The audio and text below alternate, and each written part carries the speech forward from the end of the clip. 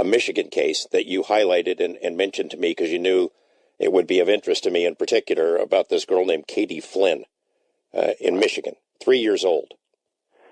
That case is one of the most, how would you describe it?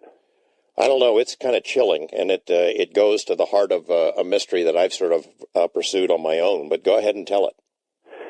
So in 1868, in northern Michigan, near a city called Walhalla, her dad, a guy named Henry Flynn, ran a lumber camp. And his daughter was 3 years old, could just walk, and couldn't walk too well. But she would, up this hill, the dad would get trees and do the milling, etc. And then the horses would drag the cart with the lumber down to the bottom of the hill, and Katie would get off, and then she'd run back to the top of the hill for another ride down. And I don't know how many times a day she did this, but she did it a lot. And at one point, the dad went back to the top of the hill, and Katie wasn't there. And he started to get frustrated, and he started looking around, and in a very, very odd coincidence, as they're running around looking for Katie, 2 hunters show up. And everyone's screaming, looking for Katie, blah, blah, blah. And these hunters start helping Mr. Flynn look for his daughter. So as they're searching, they hear this kind of, it was described in the article as a feeble cry inside dense brush miles from where they were. And as they walk up on this little cry, they see what they think is a giant bear jump from the location where Katie was at into the river and absolutely fly through the river and disappear.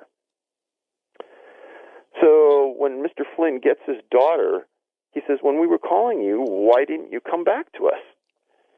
And she said, it wouldn't let me. And Mr. Flynn says, well, what do you mean it wouldn't let you? Mr. Wolf wouldn't let me. And he goes, well, what do you mean Mr. Wolf wouldn't let you? He says, what happened to your hat? And she says, the wolf ate it. And he goes, what do you mean the wolf ate it? He took it off my head, and he ate it in front of me. He says, well, did you get anything to eat? And she says, yeah, the wolf got some berries for me and put it in its paw and handed it to me. And Mr. Flynn's a pretty smart guy, just like you and I are really brilliant. Well, gee, a wolf couldn't hold berries in its hand. But she was pretty adamant that it was a wolf. And this goes on, and there's a couple different stories over the years that don't wander too far from what was told. But in general, the story is pretty convincing that the way Katie described it probably happened pretty similar to that. I think in the book you used the term big dog instead of wolf. Yeah, that's what caught my attention.